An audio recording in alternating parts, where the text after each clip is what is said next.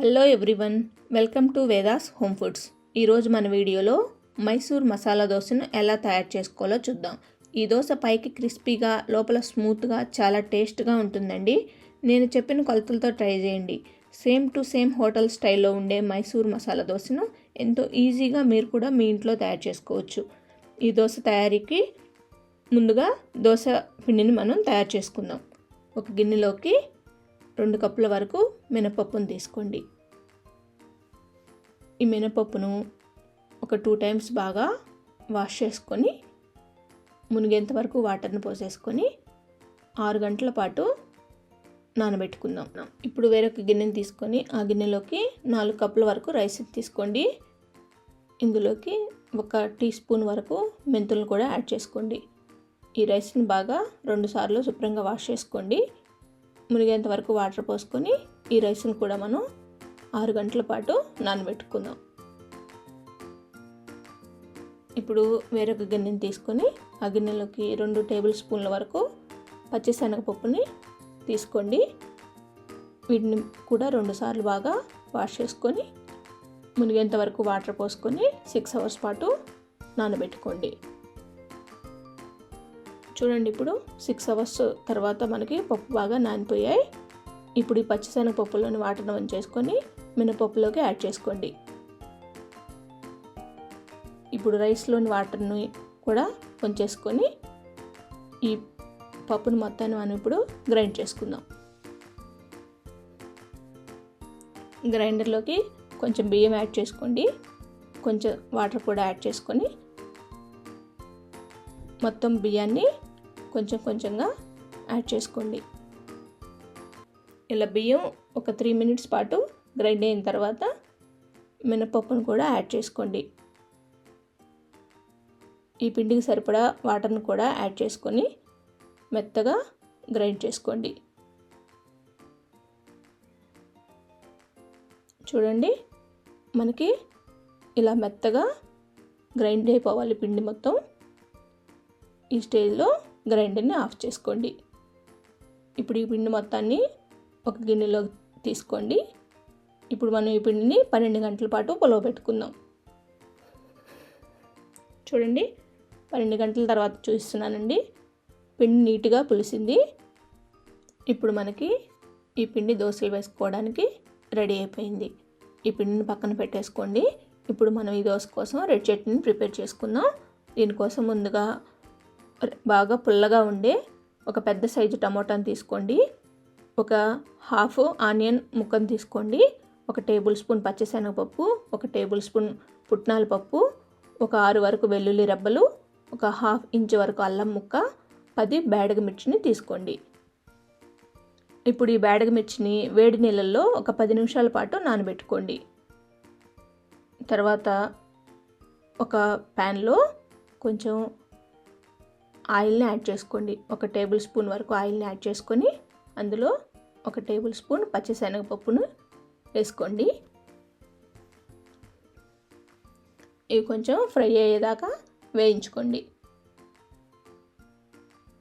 ఇప్పుడు ఇందులోకి 1 table spoon పుట్నాల పప్పును కూడా వేసుకోండి. ఇవి ఎక్కువ ఫ్రై అవ్వాల్సిన అవసరం లేదండి, కొంచెం వేడైతే చాలు.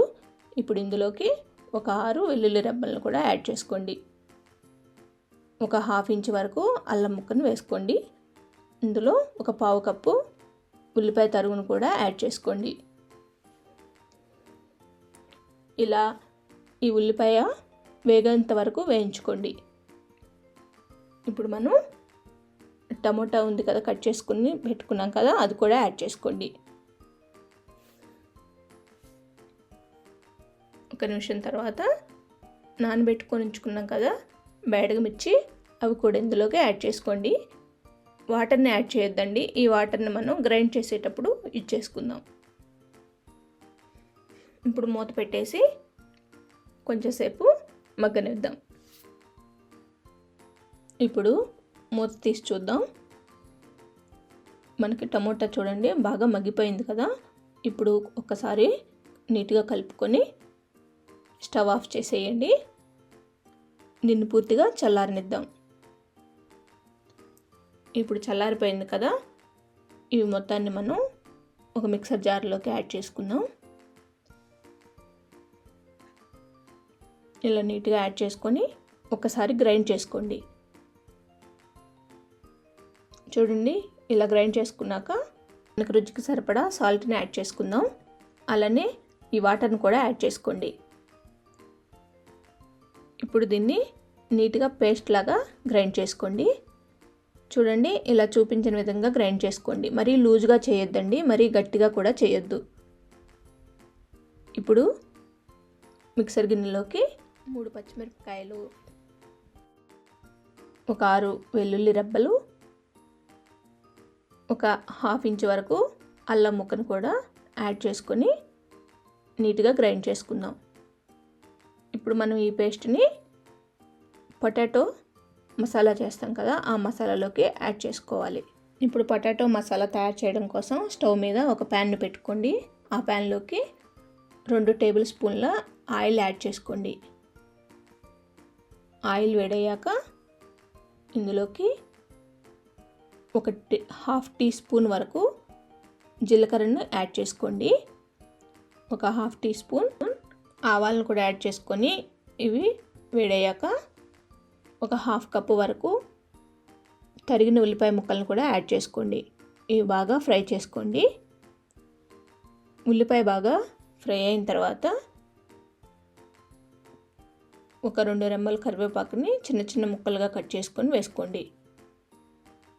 ఈ కరివేపాకు ముక్కలను కూడా కొంచెం ఫ్రై అయ్యేదాకా ఫ్రై చేసుకోండి.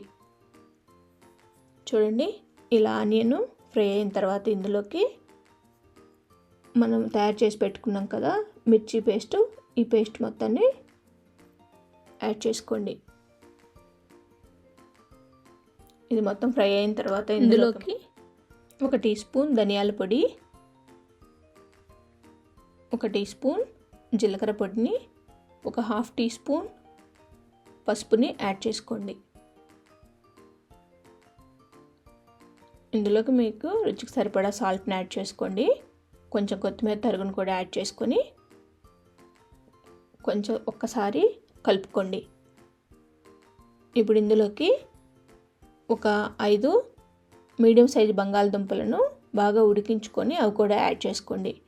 ఇది మొత్తం నీట్గా కలుపుకున్న తర్వాత ఒక 2 టేబుల్ స్పూన్ల వాటర్ని యాడ్ చేసుకొని మొత్తం ఇలా వచ్చేదాకా కలుపుకోండి. ఇప్పుడు ఒక గిన్నె తీసుకొని ఆ గిన్నెలోకి కొంచెం దోసపిండిని యాడ్ చేసుకోండి. మీకు రుచికి సరిపడా సాల్ట్ని కూడా యాడ్ చేసుకోండి. దోశకి కన్సిస్టెన్సీకి సరిపడా వాటర్ని కూడా యాడ్ చేసుకోండి.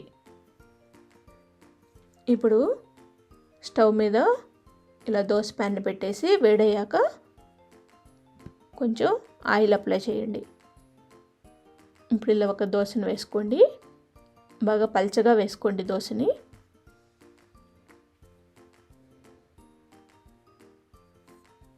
ఇలా పల్చగా దోశను వేసుకున్న తర్వాత కొంచెం ఆయిల్ అప్లై చేసుకోండి. ఇప్పుడు మనం తయారు చేసుకున్న రెడ్ చట్నీ ఉంది కదా, ఒక 2 టేబుల్ స్పూన్ల వరకు వేసి నీట్గా స్ప్రెడ్ చేసుకోండి. దీనిపైన కొంచెం ఆయిల్ని యాడ్ చేసుకోండి. కొంచెంగా మనకి పొటాటో మసాలా ఉంది కదా, ఇలా దోశ పైన స్ప్రెడ్ చేసుకోండి. ఇది మొత్తం లో ఫ్లేమ్లోనే కుక్ చేసుకోండి. చూడండి, మనకి దోశ ఎలా నీట్గా ప్యాన్ నుంచి ఊడొచ్చేస్తుందో అప్పుడు మనం ఈ కార్నర్స్ని ఇలా ఫోల్డ్ చేసుకుందాం.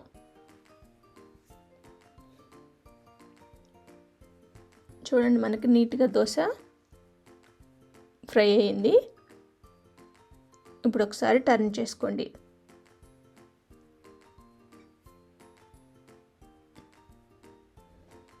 అంతేనండి, ఈ దోశ మనకి ఇప్పుడు సర్వ్ చేసుకోవడానికి రెడీ అయింది.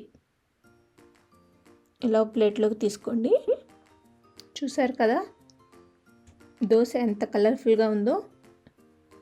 ఈ దోశ మనకి హోటల్ స్టైల్లో ఉండే మైసూర్ మసాలా దోశలానే ఉంటుందండి. ఈ దోశని మీకు నచ్చిన చట్నీస్తో సర్వ్ చేసుకోవచ్చు. అంతేనండి, ఎంతో టేస్టీగా ఉండే మైసూర్ మసాలా దోశని మీరు కూడా మీ ఇంట్లో ట్రై చేసి మీకు ఎలా వచ్చిందో నాకు కామెంట్ ద్వారా తెలియజేయండి. మీకు ఈ వీడియో నచ్చినట్లయితే లైక్ చేసి, షేర్ చేసి, సబ్స్క్రైబ్ చేసుకోండి. థ్యాంక్స్ ఫర్ వాచింగ్ అండి.